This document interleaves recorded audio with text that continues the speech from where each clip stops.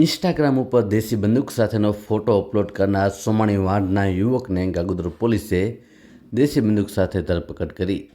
પૂર્વ કચ્છ પોલીસ દ્વારા તાજેતરમાં જાહેર જનતા જોગ અપીલ કરવામાં આવેલ કે સોશિયલ મીડિયામાં પ્લેટફોર્મ જેવા કે ફેસબુક, ઇન્સ્ટાગ્રામ, યુટ્યુબ, વોટ્સએપ વગેરે પ્લેટફોર્મ ઉપર હથિયાર સાથે વિડીયો, ફોટો કે રીલ્સ બનાવી અપલોડ કરી ભયનું વાતાવરણ ફેલાવતા જણાય તો જિલ્લા કંટ્રોલ રૂમના સંપર્ક નંબર પર જાણ કરવા અપીલ કરવામાં આવી હતી. જેનું અનુસંધાને રાપર તાલુકાના સોમાણી વાંઢ ગામે યુવકે દેશી હાથ બનાવવાની બંદૂક સાથે રાખીને સોશિયલ મીડિયા પ્લેટફોર્મ ઇન્સ્ટાગ્રામ ઉપર અપલોડ કરેલ હોય.